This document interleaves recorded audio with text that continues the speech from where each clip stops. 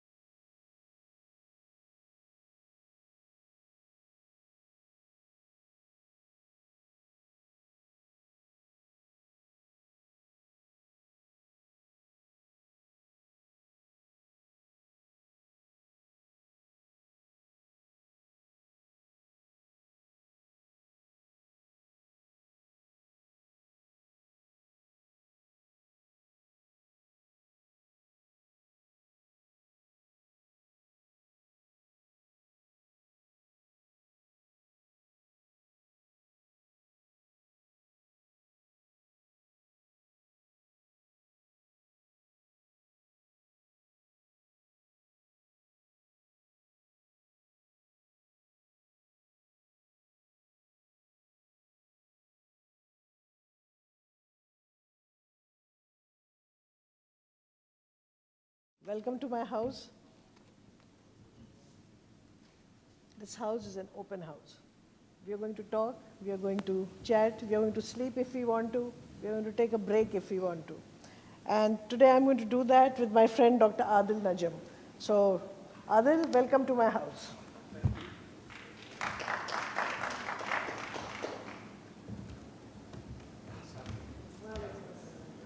Any of the chairs that you like. The one most comfortable for you. So, Dr. Adil, as we say in Pakistan, we always put the doctor with the first name. Whereas elsewhere you would be called Dr. Najam, if I'm not mistaken. So, Adil, you are the inaugural dean of the Frederick S. Pardee School of Global Studies at Boston University. We are going to find out all about that in a minute. You have also been professor of international relations, and to me, what's of great interest, earth and environment. And in the past, you have taught at MIT and at the Fletcher School of Law and Diplomacy, Tufts University. Your research is of amazing interest to me and to my family and to this family over here, which has focused on global public policy, especially related to global climate change, environment and development, and human development. And you are the co-author of the third and fourth assessments of the Intergovernmental Panel on Climate Change that has shaken up the world. It took many, many years to get there. And in 2008, you were invited by the United Nations Secretary General to serve on the UN Committee on Development. And you have served on many task forces. We are going to hear all about them. And most importantly, you are awarded the Sitara Imtiaz, which is Star of Excellence, which is one of Pakistan's highest civil awards by the President of Pakistan. So now that you're here and I have you captive for some time, I want to hear all about your younger days. All the naughty things you did.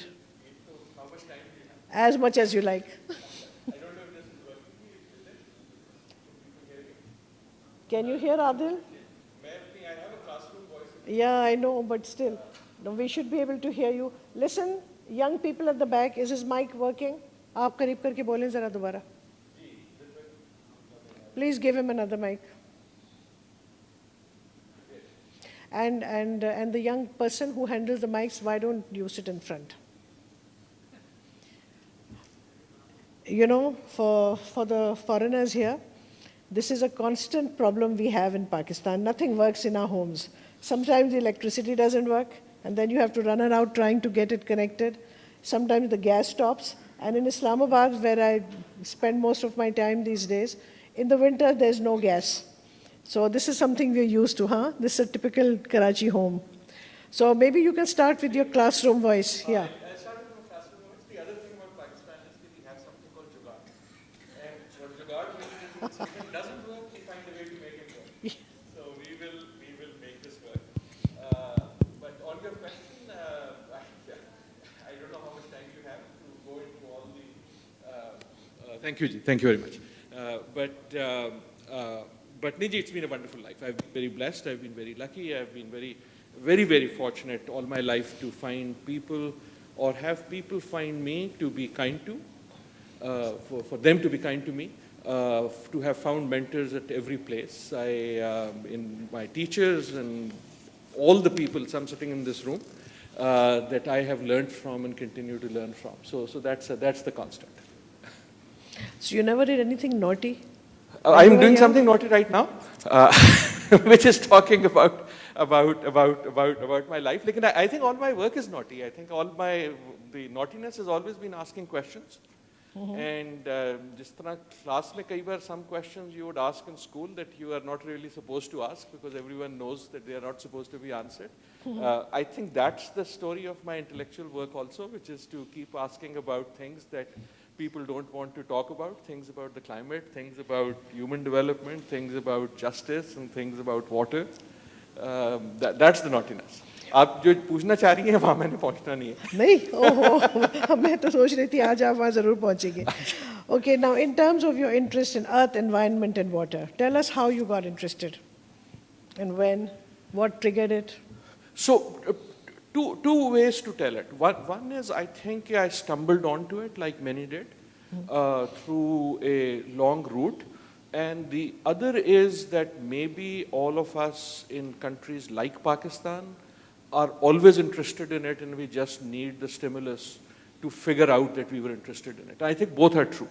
And the second one is true because I think we live in a place, we grow up in a place, we may not always have the time to recognize it, which is defined by its environment at very profound levels.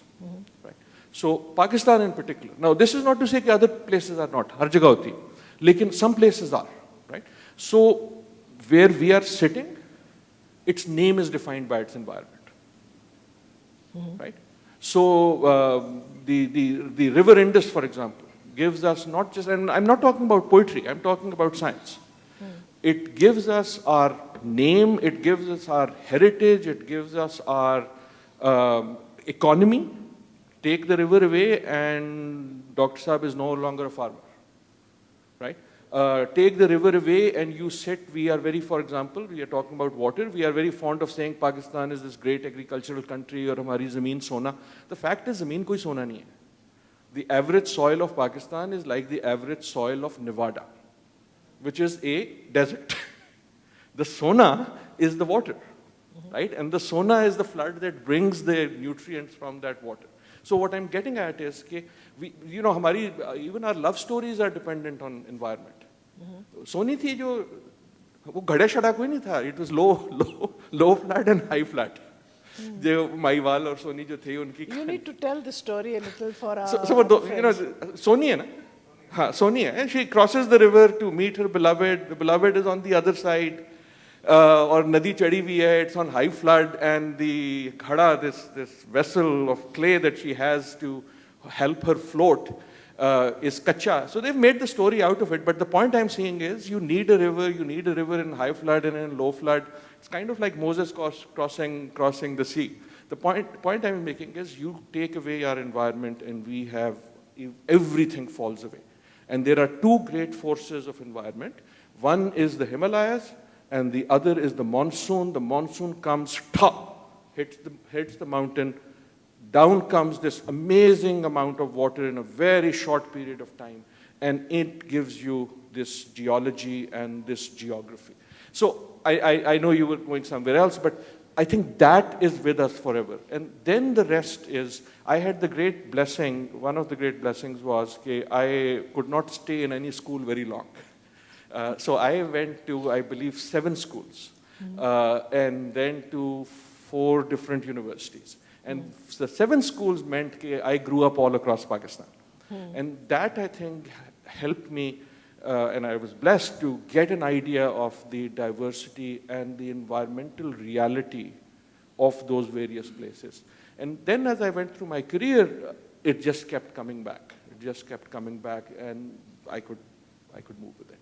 Okay, well, I'm a geographer, so what you say completely resonates with me, because I believe that it's the geography that shapes you, and it shapes the culture, and even some of the beliefs. I remember once I was in Jordan, sitting in the desert by myself. All my trainees had gone off to collect data, and I sat by myself there.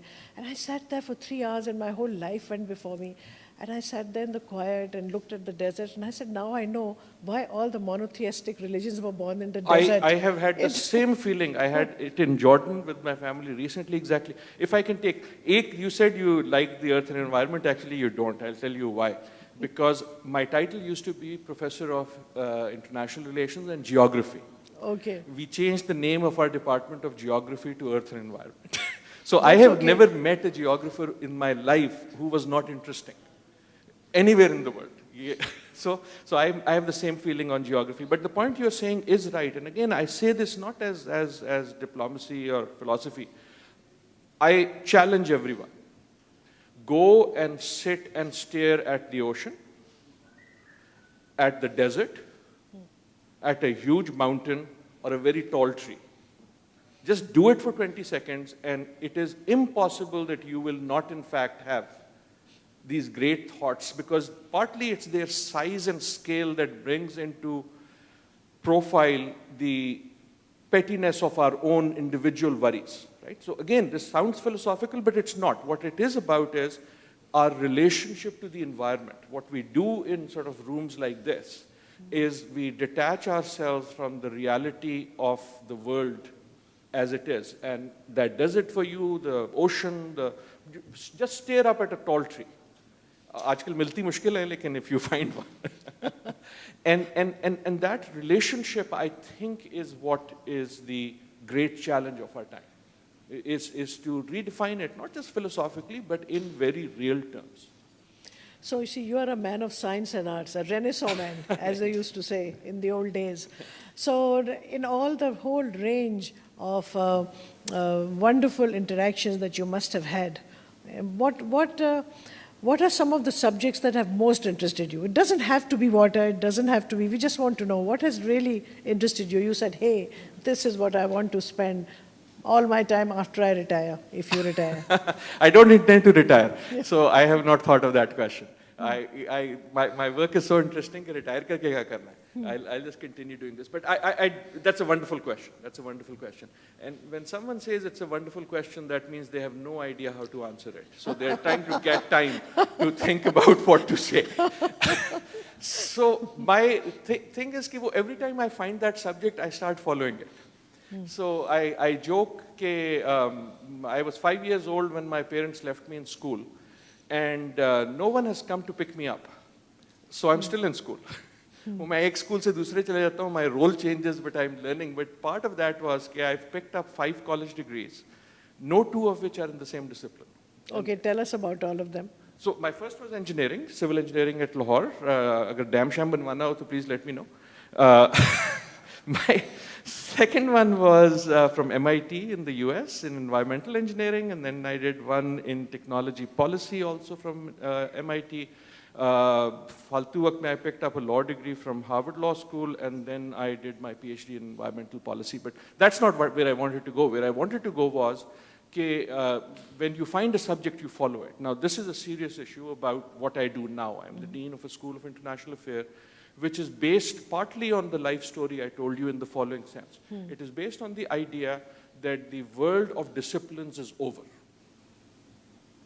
That for 70 years we defined the world कि ये economist है, वो sociologist है, वो environmentalist है, somewhere you have a biologist, somewhere you have a chemist. The great problems of our time are no longer intellectually. That doesn't mean we don't need brilliant people in each discipline. But the 70-year experiment, which is really 70, 80 years, of organizing knowledge by narrower and narrower disciplines has reached its limits. So we need that, but what we need now is people who can integrate these disciplines. So I challenge you, we have a whole school where we challenge our students, show me a problem that is worth working on, a great problem of our time, any great problem that's worth working on, and I will show you a problem that will have at least 3 characteristics. A, it cannot be solved within a discipline. It has to be the conjunction of various disciplines, bringing people together. We are not trained to do that. Second, it will be global. It may have very serious local manifestations. And third, it will not be short term. It will be long term. Now, these are great challenges. The problem with time, for example, is, and this is true for water, right? This is true for climate. The problem with time is the scale at which all of us work in our daily life is very different from the scale that our problems work at.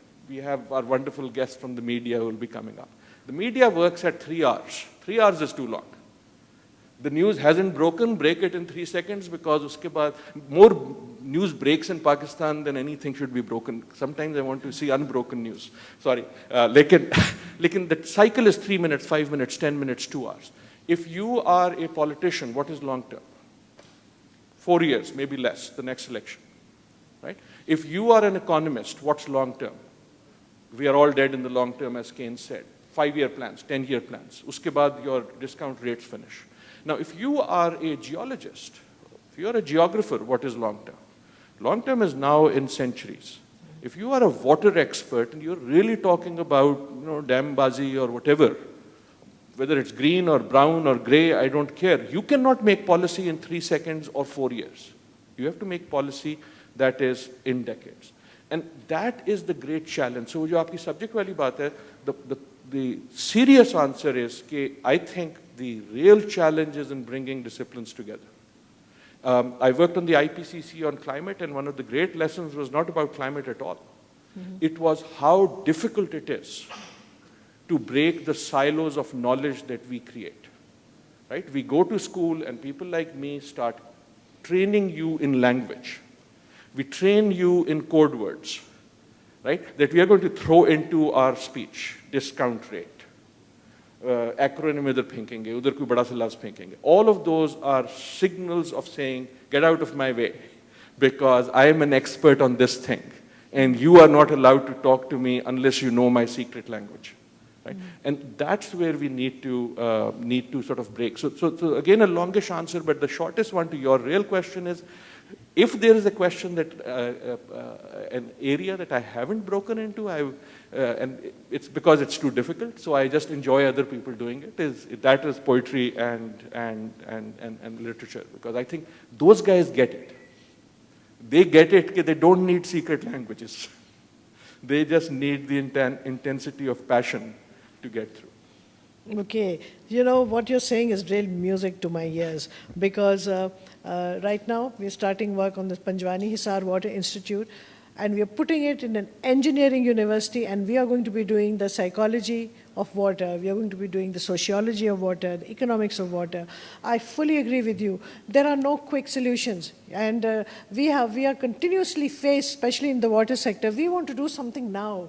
What can you do in the next 2 months? And I agree, there are no 1 or 2 month things. You have to look at Greta Thunberg and the children of the world. They're talking about the whole future. This is not something which could be done in 2 days. So tell me also about your other interests, because I've seen you on the old PTV programs. Old PTV programs, and you were hosting music programs and some talk shows in those wonderful old days. Tell us about that. Niti, I was very blessed. I was very blessed, as you say. I was very lucky. One of the great things in being in countries like Pakistan is there's so much to do that you can do it. And you can get away by doing it. So I was very lucky. I was in school when because I wasn't very good at playing cricket, so I started following cricket and doing numbers on cricket. So I ended up being a news reporter with a newspaper called The Muslim.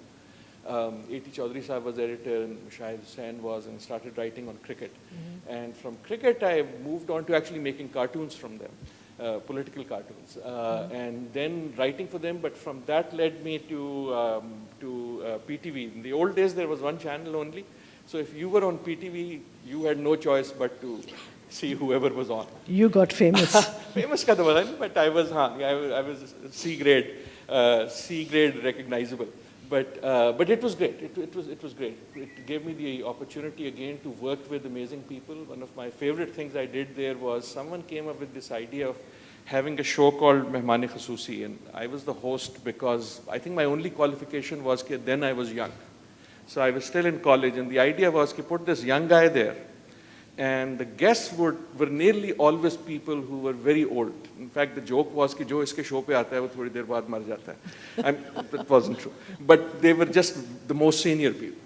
So, and the idea was you'll have this conversation. So I was really, I interviewed giants like Hashim Khan in squash, and Fazal Mahmood in cricket, and Kardar Saab in cricket, and Noor Jahan, and Farida Khanum, and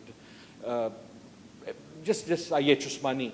But the idea was you put together this generational thing. And for me, it was a great honor and a treat of my life. Lekin it was also the realization that generations matter and young people matter. And now that I'm no longer young, I think sort of that idea of the generational transition, which is even bigger today than it was then. I'm talking, this was late 80s, very late 80s, is even as true. Tell us about your experience in IPCC.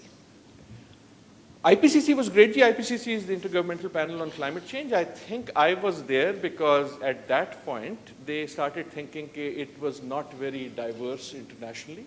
So they looked around for people with a little skin tone and accent, and they found me. I hope that's not entirely true, but even if it is, I'm fine as long as I can make a difference.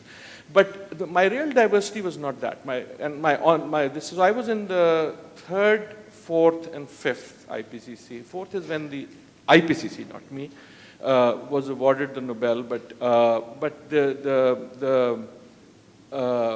and also second. Second, I was as contributing, and then the other three, I was as lead author and vice chair eventually.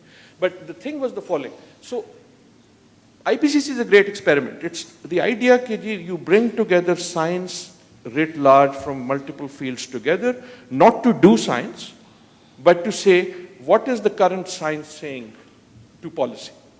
Now, I've now become somewhat of a critic. I'll stay away from that. But the lesson.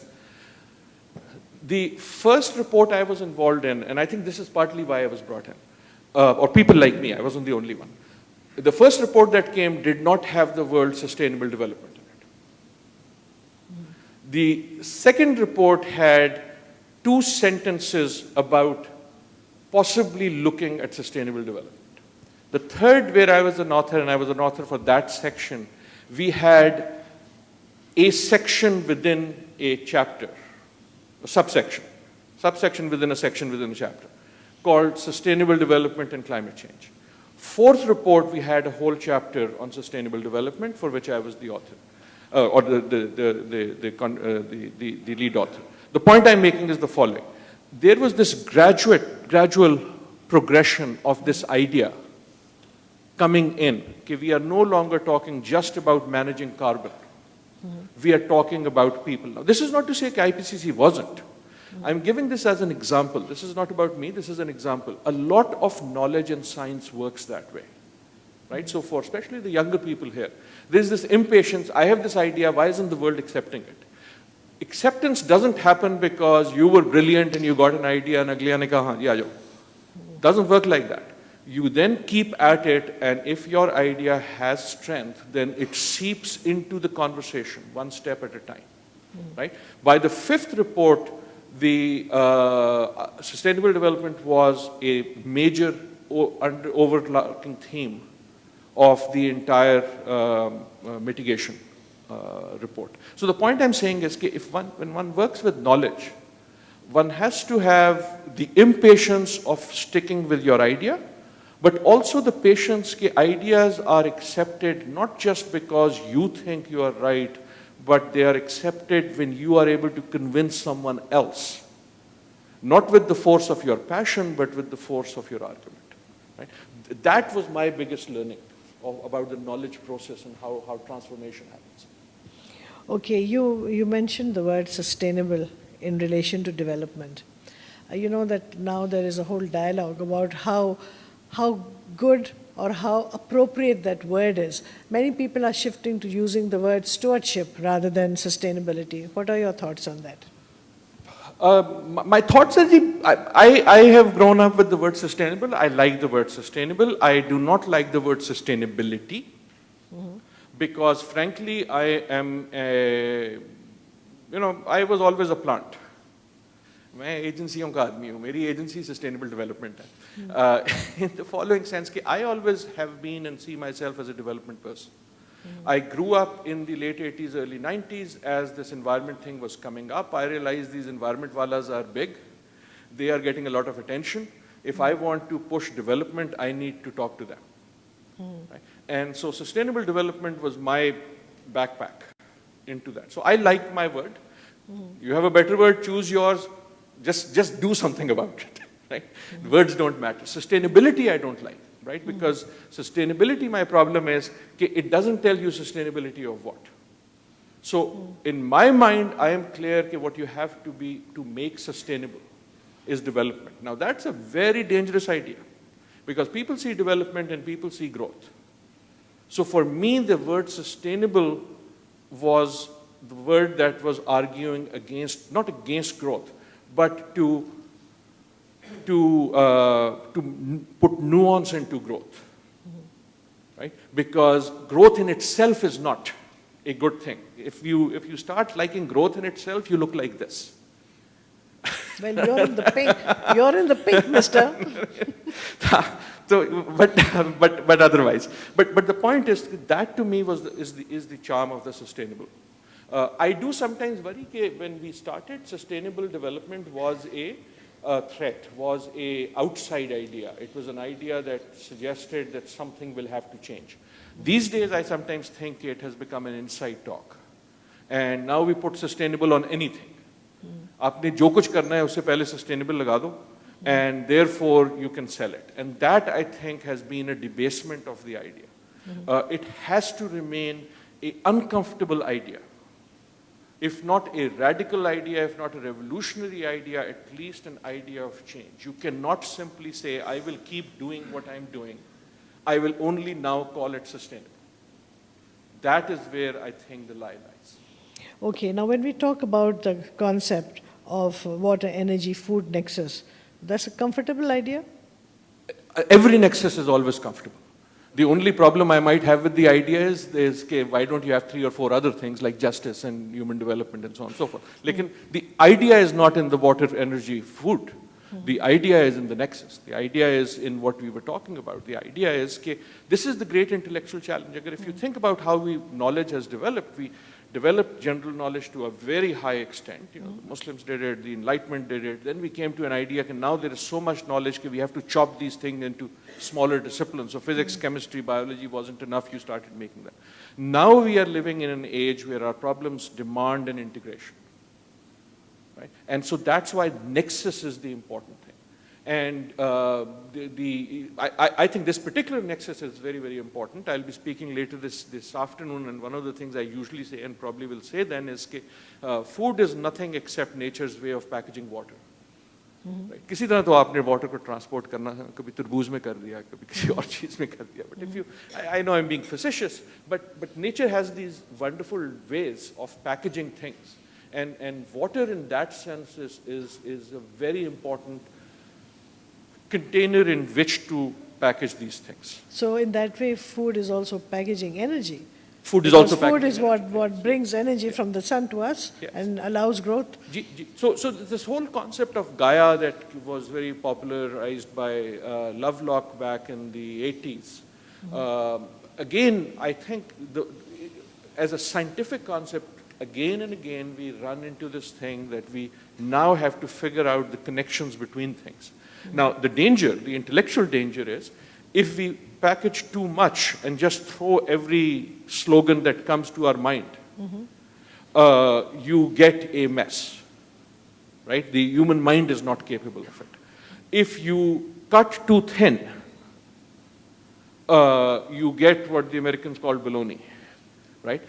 Each slice is exactly right in its own truth, but you don't get the truth by just putting together the slice. So if you think about the great intellectual leaders of our time, right, whether it's Amartya Sen, any field you want to take, look at the last many Nobel Awards. The great thing that they are now beginning to do is how to put things together. Right? So that's the great intellectual challenge. And this, I think, is a policy challenge, right? So this is a policy challenge. Is water policy, can water policy just be done by water experts? Now, no, the answer to that is no. The answer to that is no, right? The answer to that is no. But the answer to, can it be done by economists? No. Can it just be done on the basis of political expedience? No. The answer to any policy question is that difficulty in policy questions is not the technical issue. It is the issue of bringing people together in a respectful manner where there is comfort in my being able to disagree with you while listening to you, so that something new comes up. So I do think I was mesmerized yesterday, one of your speakers, and it had to be a non-Pakistani, but he's a friend of Pakistan. Clearly, I think he was exactly right. He said, if I remember the quote from last evening, it was that Pakistan needs to learn how to have an adult, mature conversation on water. That is not like simply repeating the things you have said for the last 20 years. If no one has heard you for 20 years, maybe it is because what you were saying wasn't making sense. Yes. Or maybe it was because you weren't listening to what others were saying. So the trick is in the listening. I'm sorry, I'm being very, very honest here. Lekin, it is amazing. Some of what people like me say, you can record it once and replay it. 10 years later, it will be the same thing again and again and again. Exactly. And that is why in the think tank on rational use of water, which I convened, this is what we did. We said, well, we don't want all water experts. So out of the 9 people, 3 are water experts and 6 are not. They're from different disciplines. And we argue and we fight, but we come up with something we've agreed. And we say that if these 9 people from all over Pakistan, from different disciplines, can come to a consensus, why can't we do that in other areas? So yes, but that consensus is very hard to build. You're right, when you just have passion, or politics in the front of your mind, then you don't move towards solution. You're just defending your positions. So I have to ask you another question about LUMS, Pakistan's brash new university. And you were right at the forefront when it was being. How is it different from other institutions? Niji, another great honor of my life was that I was the Vice Chancellor of LUMS for a little time, a few years ago. I wasn't there at the beginning, but I've been a fan and associated in various ways, but that was the big thing. It's no longer young and it's no longer brash. I wish it was still more brash, but it's no longer young. It's been there for a quarter century. And I do think it is amazing. I don't know मेरा कोई LUMS वाले दोस्त इधर हैं कि नहीं हैं, but very good. So okay. my wonderful. Because my complaint to my LUMS colleagues when I was there, they didn't listen to me then, abhi bhi nahi sunte, was always कि I don't think they realized how good they were. And this is not to say that someone else is bad. This is actually a bad statement. It is an unfortunate statement that Pakistan only has a few institutions like LUMS. It's not the only one, but it's a few. Any one of us can make that list in our hand. The worst thing for LUMS is that it is only a few. In a system of 200 million people, the best thing that could happen to LUMS is that there are 20 universities like it, because that will give it the competition that will make it keep at its toes. So if you're at LUMS today, you know the best people are going to get there. Right? That's what, sorry Abu Bakr, it's not the faculty, it's the students. Right? The students are so good that the faculty sort of, and the faculty is also good. But the motive जो है वो ये है कि the two come together. So what Pakistan needs is a system where, not a system, ways in which there are multiple LUMS so that they compete with each other much more. We have a few, we don't have that many. The students are brilliant. The students are brilliant. And therefore, unfortunately, a lot of them are then immediately picked up and go abroad and so on and so forth. Like, and that proves how good the general system of Pakistan education is. I'll give you one very small example. This might surprise some people. Every year we used to do a study who do we admit who doesn't come to LUMS. Right? Every university does that. You give out admission. Some people don't come. Who are they? The ones who don't were either of two types. Some would have an admission somewhere outside and would choose to go there instead. And no, that wasn't the big reason. The big reason was some for parental reasons wouldn't move to Lahore because it's residential. And the second was medical colleges. When I was there, I asked them to study for the 3 years. What was happening to the young people we were saying no to? Right? So these were people apply to LUMS, they don't get in because there are only that many seats. Wo kahan jate? And it was amazing.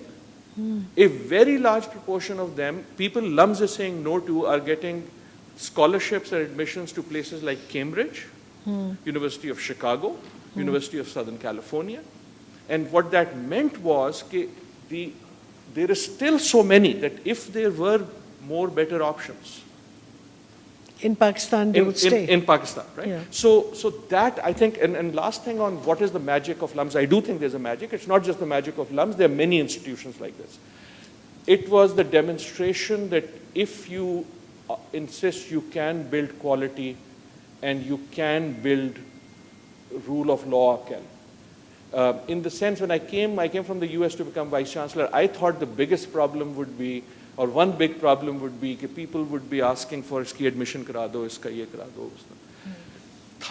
It was nearly not there at all, but very little. And the reason was not me, the reason was the founders, but mostly the reason was once you establish that in this place it works by process, then it starts happening. Right? So you have to demonstrate that the first time. And that to me was the lesson. Okay, now LUMS is, I think, rightly celebrated in Pakistan. And I have met these LUMS graduates. They are truly wonderful. I want you now to tell me a little bit about your work as Dean of Frederick S. Pardee School of Global Studies at Boston University. I mentioned some of this already. The reason then I went back was that before coming here, I'd been working with Frederick Pardee, who is the benefactor, on a large gift to establish a new school of international affairs. And that came through, and so there was a bit of a pull, you also come. And it's a great privilege. We are now in our 6th year. It's a new school of international affairs at Boston University. But the key principle is the one that I talked about. The idea is, can we look at international problems differently? Right? This interdisciplinary part that I was saying, they're all at the conjunction. So we have a faculty of about 50 faculty, none of whom has been hired because of their discipline. They all have a discipline.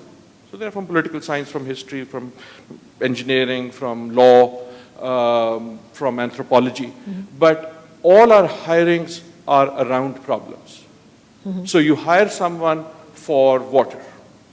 And then you say, we are looking for an expert on international water. We are not going to ask, we are not concerned कि वो economist है, या वो hydrologist है, या वो engineer.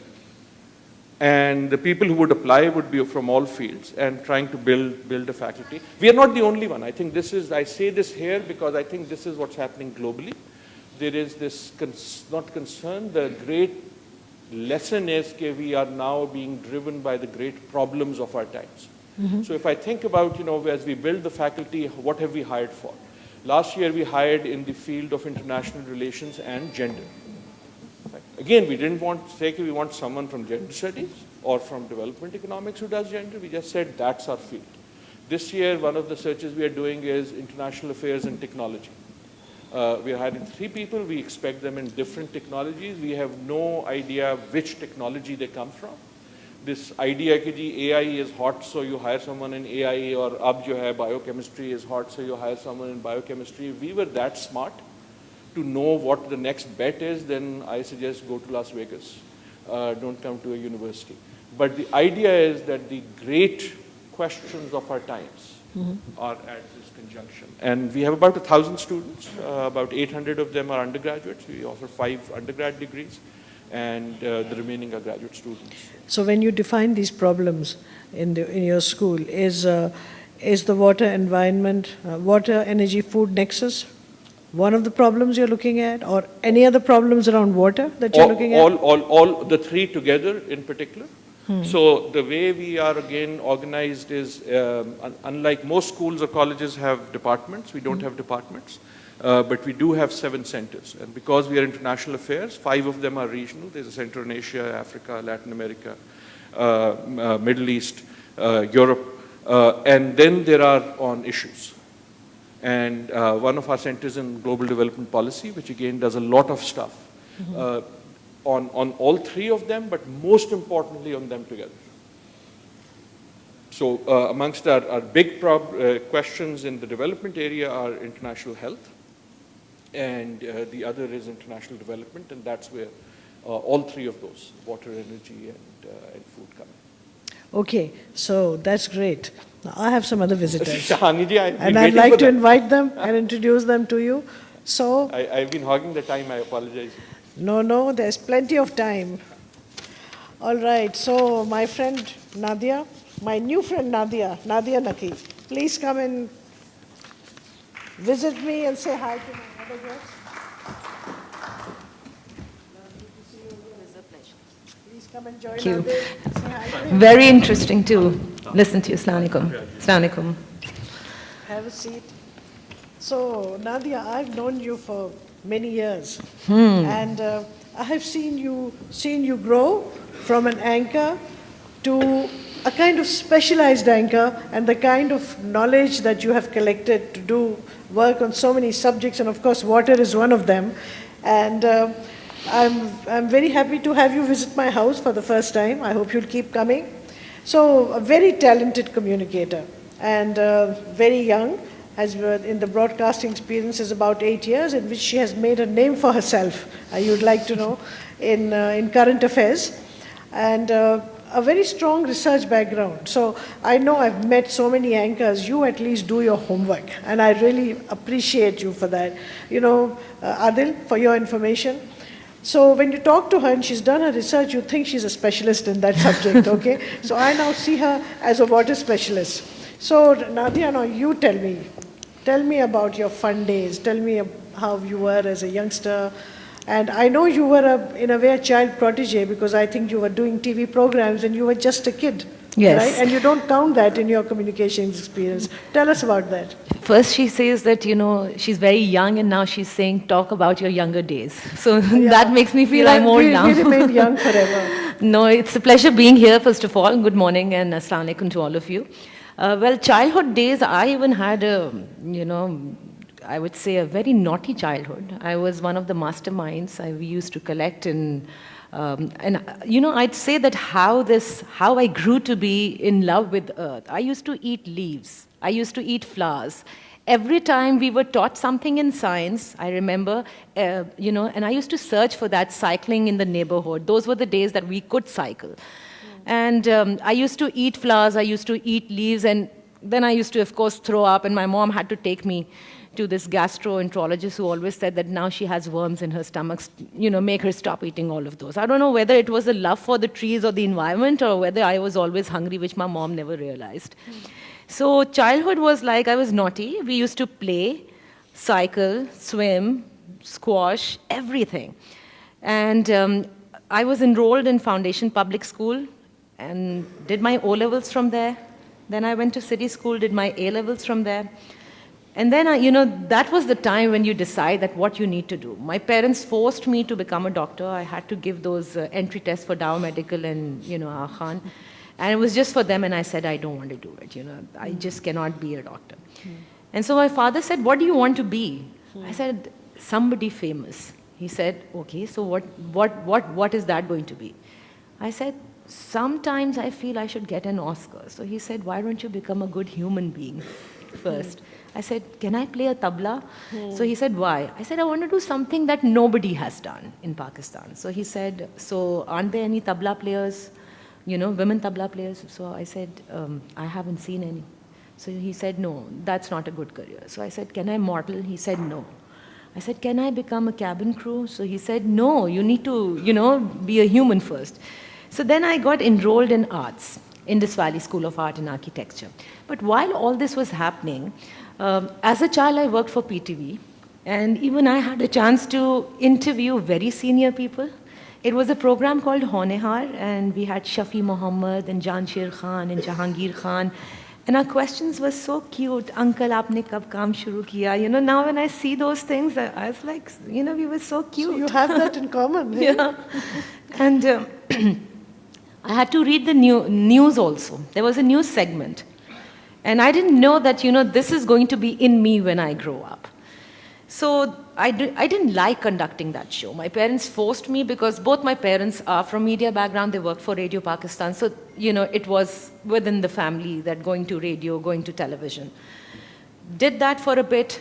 While I was doing A-levels, FM 100 had started in Pakistan, and that was the first FM 100 channel. And I just wanted to do something on the radio because everybody was listening. And I kept on telling my dad, why can't I be this? So he said, no, you have to first finish your education. But I was very lucky. There was this ice cream launching in Pakistan for the first time. They needed young people fresh out of college. That's how I started doing FM 100, along with my brother. As soon as I finished my A-levels, I was taken, FM 100 suggested me, and I had gone to London to work on Radio Asia Spectrum 558. There, the world was very different. Radio was very different, and I used to do the morning shows. I interviewed George Galloway at that time, and elections were happening, and there was this SPTV. So they borrowed me from the radio, saying that now you have to do the election transmission. And I was like, I don't know how to do that. I remember the PTV, election transmissions, and those were fun days. Watching those transmissions, everybody used to gang up and eat those slim chips. Ke bas ye dekhenge 50-50 dekhenge saath mein. And I did that election transmission. I met Mohtarma Benazir Bhutto for the first time in awe totally. Ki, okay, she's BB, okay, this is what BB is all about. It was fun. I gained a lot of experience. I learned production from there. We did a lot of courses on how radio production takes place. I came back to Pakistan to get enrolled in Indus Valley School of Art and Architecture because I knew by that time that it was something in arts. I was not somebody who could paint well, draw well. So I remember Akil Bilgrami Saab, he interviewed me, when you're shortlisted, and he said that, you don't draw well because there's a test that you give, a fine arts, those were bottles there and we had to draw. I said, yes, I know, I'm not a fine artist. So he said, why do you think that we are going to take you? I said, because I think I have the talent in me. So he said, really? So I said, yes, and I don't think so I need to draw. I just need to be very creative over here. So I don't know what inspired why was he inspired by this answer? He took me. I did 2 semesters at Indus Valley School of Art and Architecture because communication design is what I had opted for. Meanwhile, I was then invited to launch a radio. That was the first FM channel in the UAE, which you now hear also over here, 106.2. And I had to, over there, not only launch the channel, train the RJs, and, design concepts for them, make the programs for them. We were only 3 people at that time. And when we started that Hindi channel over there, I remember Khalij Times, Gulf News. There used to be letters to the editor because it was something very new in that country, that Hindi, Urdu, FM kehlata tha, and who are these Pakistani girls, speaking, and what do they want? Some for, some against, but over there again, we learned a lot. We learned a lot of population. We learned how the Pakistani community has shaped up. I learned music there. I learned all the Indian music there and proper music, what is melody about and how we can design programs around it, how we can get sponsors and, branding.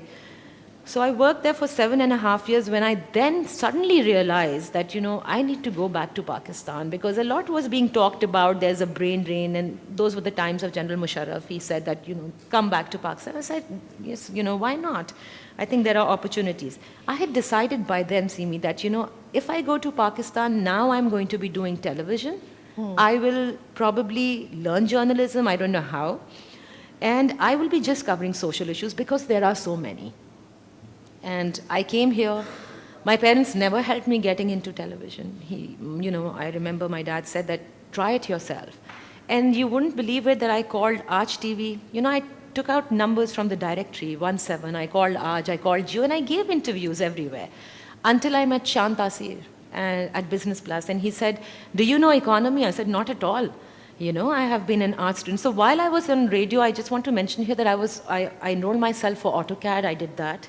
I enrolled myself for political science, and I did that as a private student. I did my bachelor's, and then my master's also in mass communication. So this was all going side by side while I was working, and all as an external student. So I came here, I did 3 months of Business Plus, reading the news and writing the news in English. And then, Zafar Siddiqui Saab had come down to Pakistan. He was launching CNBC Pakistan, and he wanted that I be a part of him. Somebody from London had suggested, he told me. And those were my mentors over there. So I joined CNBC. I was their launching phase. And they gave me a program called Awam Ki Awaaz, which was once a week. Awam Ki Awaaz, for those, the voice of the people. Yes. And I decided to do that show, in the fields, going in the fields and, doing it with the people. But those, it was not really taken well by my management at that time. So I said, okay, no problem. If I choose a subject that I want to work on or a program that I want to conduct, I'm first going to do my field research. One is what you read, and one is what you see as, ground reality. And I did that. So every time I used to pick up an issue and I used to go in the field and I used to find so many others that I thought, wait a second, this is more important and I should leave this aside and do this. And this is how I grew up learning so many issues in Pakistan. So from Awam Ki Awaaz, that became a flagship show for CNBC Pakistan. I went to Arch TV. They put me into a political show. I said, I still want to do social issues. There was a fight completely because, with television, it's always, he's very rightly saying, the breaking news element, that there are so many real issues that we need to focus, which cannot be solved, talked about, have a discourse in 30 minutes, 20 minutes. It has to be long-term discourse, even on television, with the right kind of people, and also not from the same discipline. That's how you create awareness. That's how you build that narrative. You build that, sense for it. So from political to social, I keep on shifting. Currently, I'm doing News 1 television at 7, but again, we have Seema Tahir Khan, who's very close to, whether it's an Earth Day, water issues. So she keeps on telling us that, don't lose that focus also. So we do that. But politicians don't come for these issues.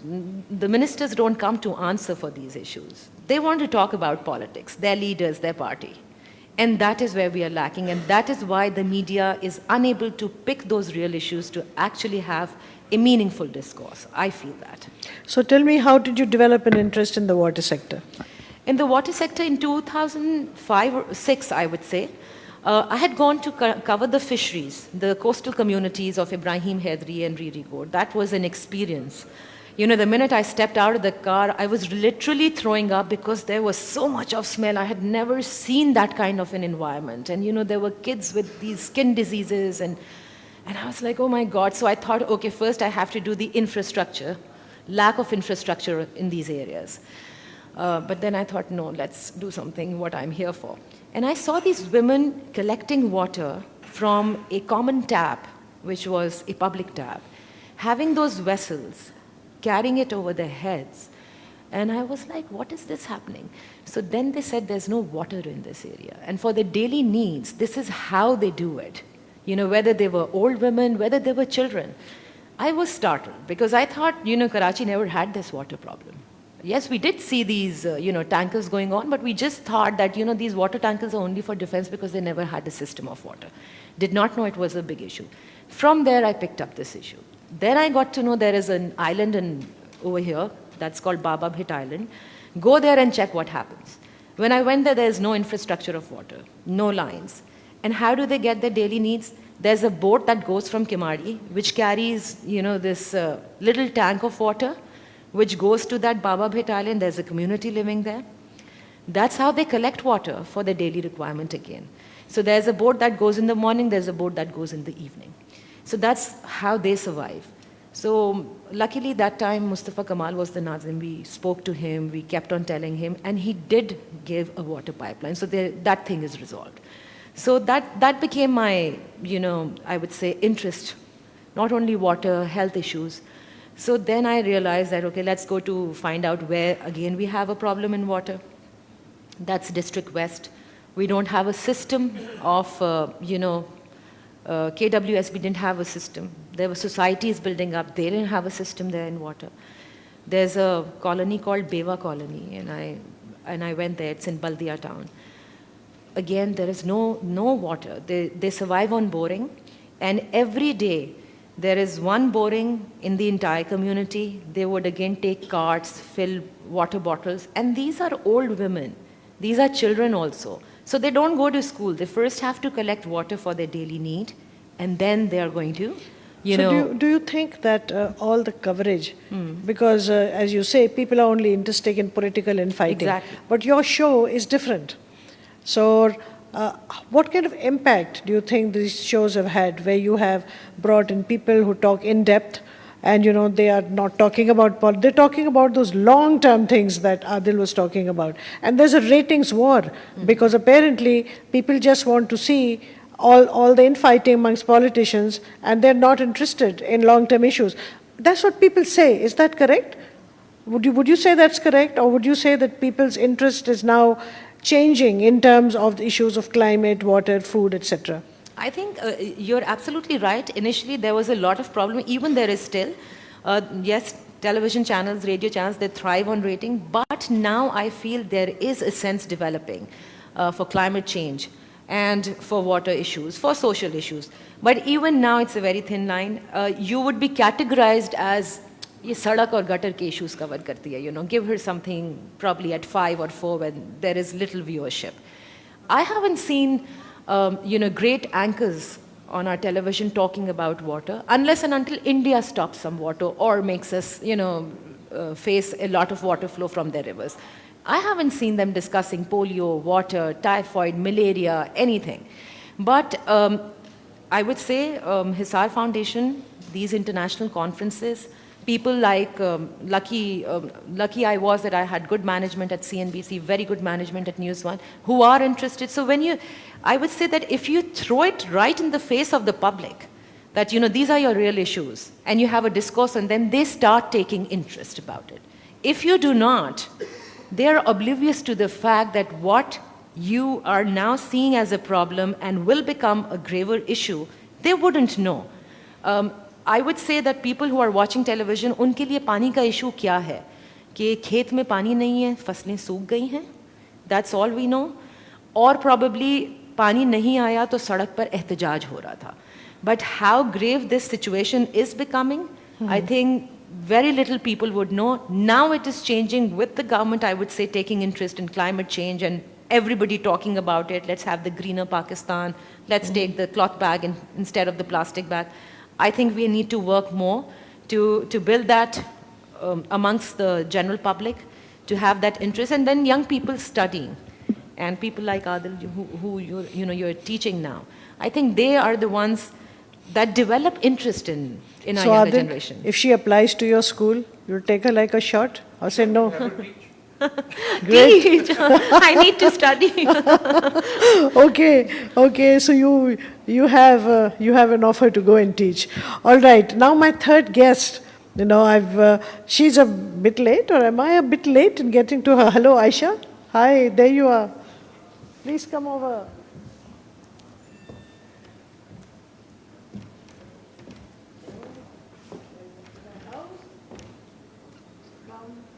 Meet my other two guests. Hello, Aisha. So, Aisha, you are a political economy researcher and a long-standing development practitioner. Okay, so I've known you on and off for a very long time. You've been working for socioeconomic development through both private sector promotion, underpinned by good governance, as well as working in the civil society sector. So you currently work for international multilateral aid agencies, World Bank, Asian Development Bank, European Union, many bilateral donors. But your greatest interest right now is working in the private sector with the AG Hotels. This group is part of that, and I must say over here, and I must acknowledge the help that Aisha has extended in doing this conference in the best way possible, and actually being one of our donors for this conference, so we really appreciate that. So, which includes Hashu Foundation, Hashu Trust, Hashu Hunar Association, and Ummeed-e-Noor. And I know you also as a social activist and a co-founder of your voluntary organization. And I know you also work for Pakistan Society for Development Economics. So, your interest in water, in food, in energy, tell us about it. Well, thank you. First of all, thank you very much. The interest in climate change, overall, I have to acknowledge our chairman, Mr. Murtaza Ashwani, ever since he committed to promoving the foundation, Hashu Foundation, as a charity organization established by his father through family philanthropy and corporate philanthropy, wanting to shift that paradigm from charity to development. So that's where we come in, the foundation as an institution comes in. Me individually, as you know, I've been an activist for child rights, women's rights, and when we focus on children, on people, of course, water, energy, food nexus, that topic comes to the forefront.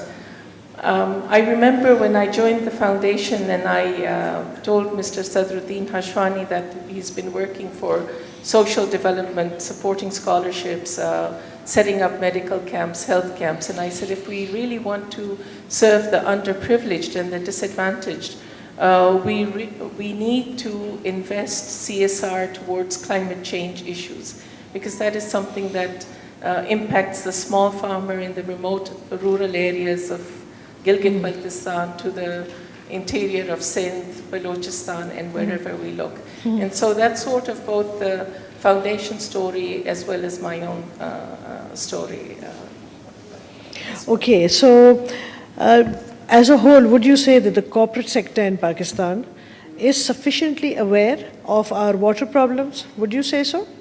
Not at all, actually. I remember when I first introduced this topic, water, climate change, and my colleagues, they said, what does this really mean for the corporate sector? Besides, of course, we can appreciate that the corporate sector puts an economic valuation to water. You know, that's how you look at it, and it's useful to monetize that value, and that's how we communicate with them to bring the importance. But I think even in the short period, in the short 2.5 to 3 years, I have seen a tremendous change. I mean, with speaking with the Pakistan Business Council, with the chambers of commerce and others. So there are individuals, there are businesses who are aware of the significance of water, of environmental impact of their activities.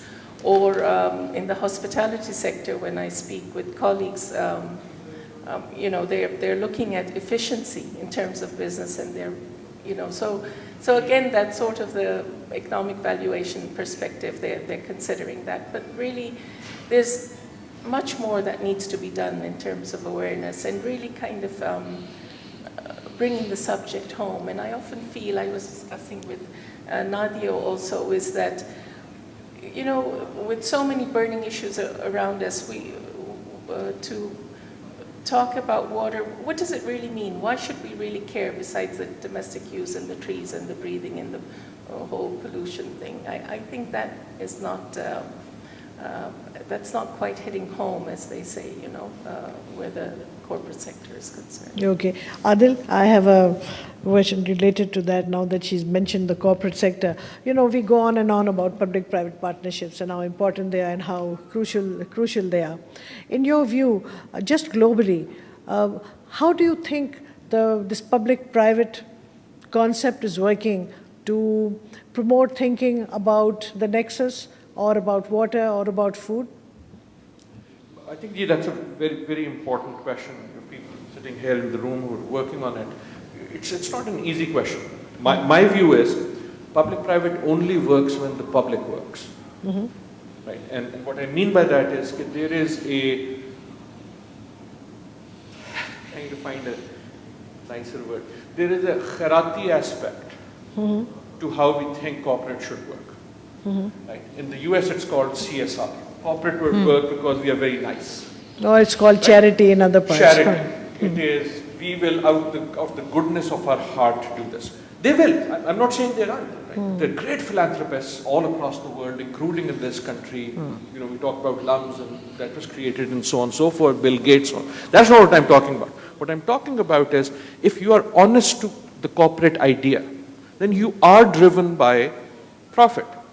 There is nothing wrong with it. We need to use the profit motive for social purpose. That means the public, the consumer, has to assert a force on the corporate so that the corporate says, "Ab paisa nahi banega unless I do the right thing." Right? So if you look at any change that's happened in the last many years on any of these things, if you look at Tesla, if you look at Prius, if you look at water even in Pakistan, once there is a sense that the consumer is going to either pay for this extra thing or not pay unless I do the right thing. Up the right na kehna, certain thing. It is not going to work. So what I'm saying is, okay, you can't take responsibility out of the consumer. My grandmother was a very wise woman. Now, empirical evidence is that all grandmothers are wise. Grandfathers we don't know about.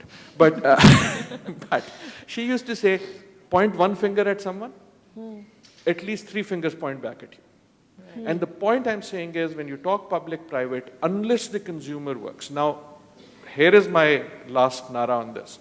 A lot of us, ordinary citizens, I think involve ourselves in empty sloganeering when we say कि जी हुकूमत ये नहीं करती, government doesn't do this, या the evil business doesn't do this. Now I'm not saying कि business कभी evil नहीं होती या हुकूमत inefficient नहीं होती. Both of those things are true sometimes. What I'm saying is, unless there is a demand from the side of the public, either as political action or as consumer action, we should not expect the other sectors to move on their own. The great examples of this is, for example, when the garbage issue hits Karachi, then suddenly it becomes news. Then it is those political shows. Exactly. Because they know that there is someone whose house is stinking. And they're going to make a noise. When smog, Rafi, I think I saw him coming here. I keep seeing people here who I don't see. But if he was here, the smog issue in Lahore is seeing the same. So when you can mobilize the public, and that is why I think both the NGO sector and the media sector, their role is not as much simply in mobilizing government or business alone. It has to be in mobilizing the public to change their behavior. Absolutely. I mean, you are talking about informed and responsible demands made by the public. For example, the rug mark. That helped get child labor out of the rugs industry. And it affected Pakistan as well, in our rug making industry as well. And they had to take, in many instances, take the children out. Same with the football industry. Right. They had to take children out if they wanted to sell their goods, and they had to certify. And other people, third parties came and certified them that they were not using child labor. So yes, what are some of the things that the public could do to ensure that we get clean water, for example? Any one of you can think about that. Or, the food they consume, what are some of the things that they must do so that, the producer gets what they deserve? Something we've observed over time, I don't know if you think that, since the 80s especially, is that it seems the public, as a homogenous entity, if you want to look at it, it's become apathetic. We feel I feel at least that there's not the same kind of activism that once upon a time in the good old times we used to have.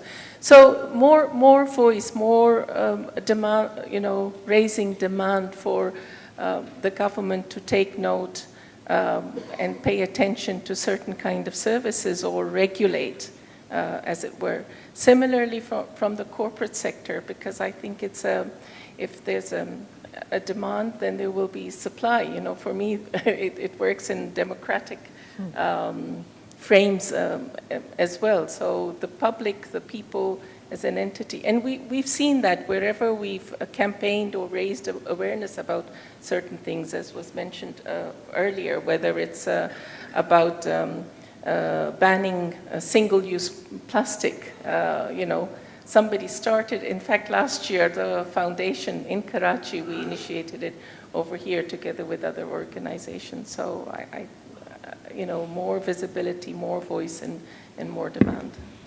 Okay. Can I? Yes, go ahead, Adi. Nadia might also, because I think it's activism, but it's awareness, but it's also education. Exactly. Right? And education, the following. The plastic ban is a wonderful, wonderful thing. I'm glad that you have water in a jug. And not the plastic. Rather than a bottle, right? It was a struggle. And here is, I'll give you, so I serve as a trustee of WWF International. I just coming back from a board meeting there.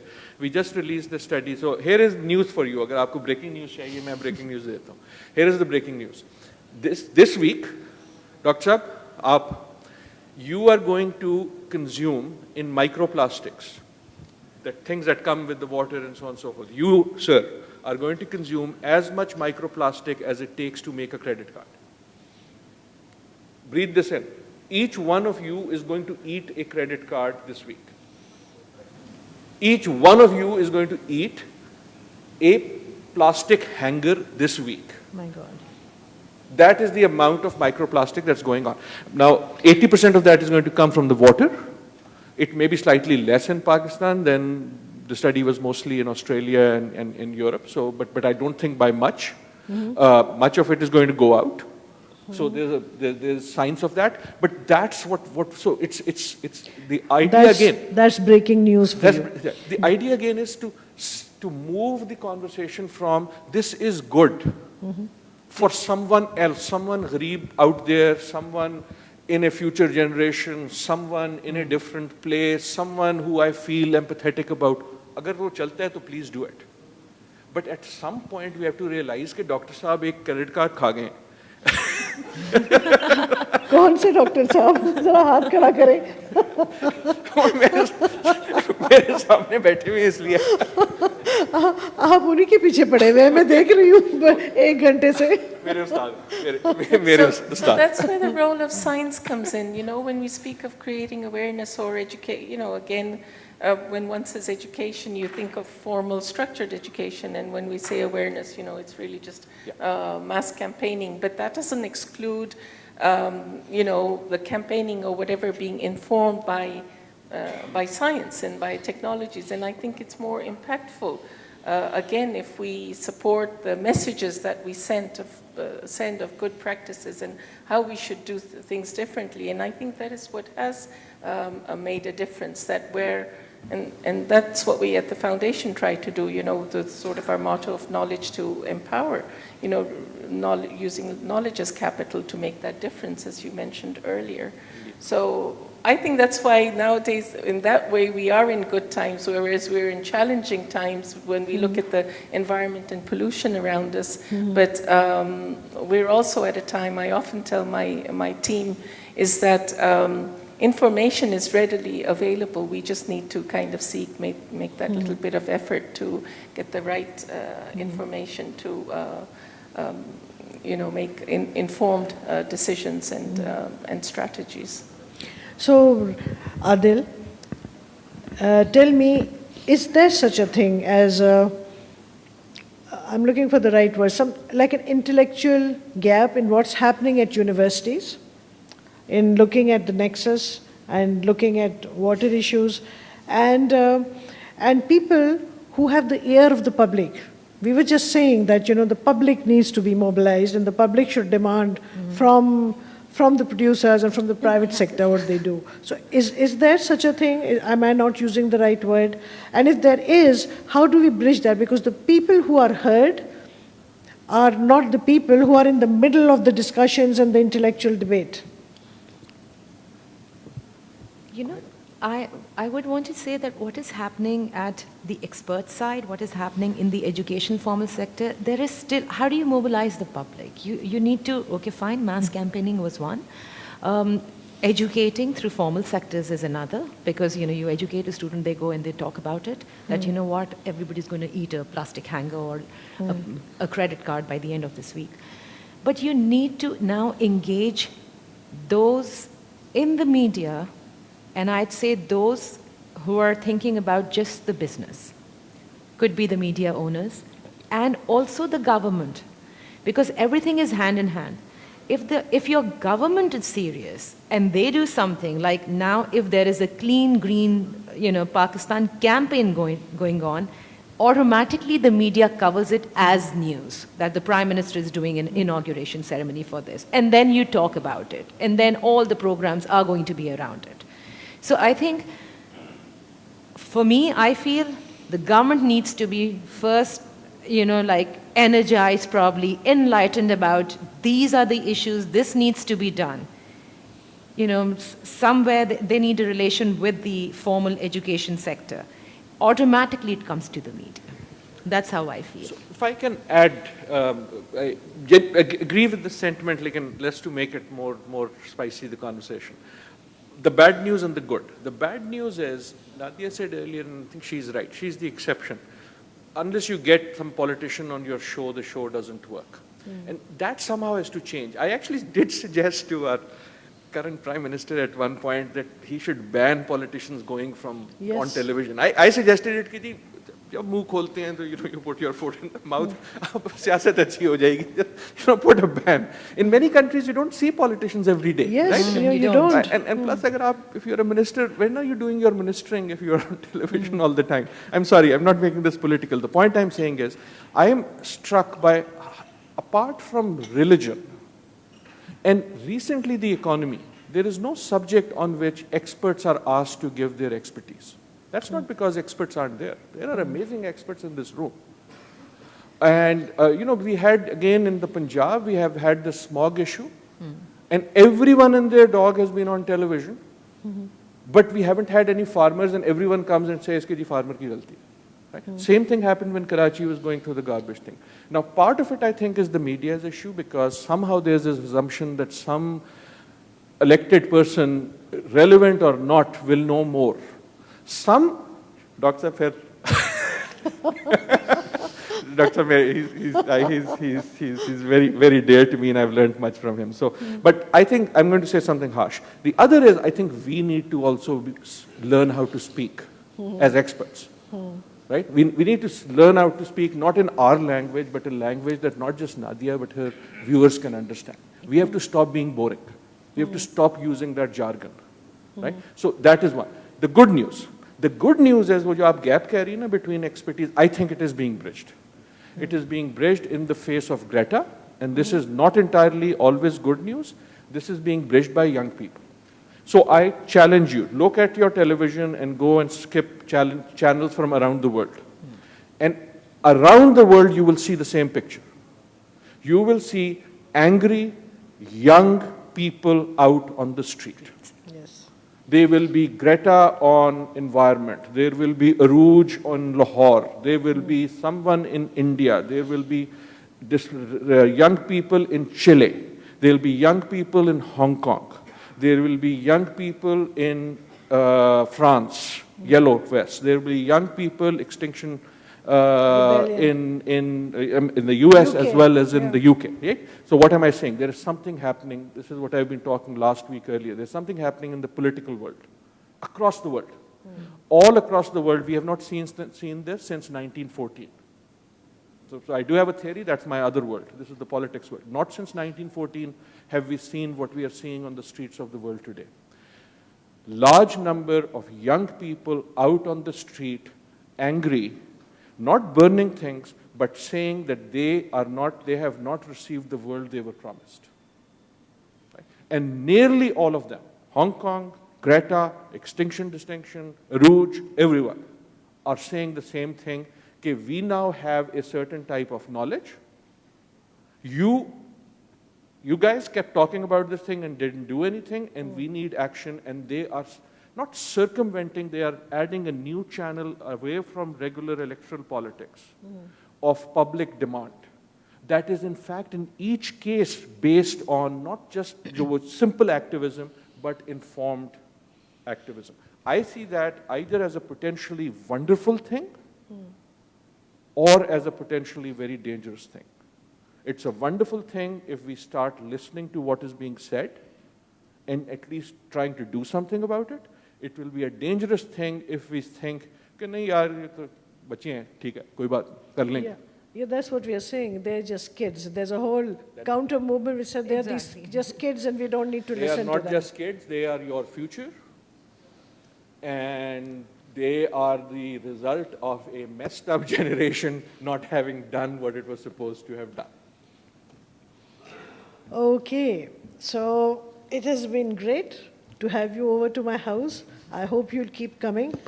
And I've made some tea. I have made some tea. So I'm inviting you to the next room to come and have tea and meet my other guests. Thank you very much. Thank you. This was so wonderful. This is great, the idea about having tea and your house. Thank you so much. Sorry I went on and Thank you. No, It was it's great. a pleasure listening to you. I have a question for you. Kind of have him on your show. Yeah, definitely.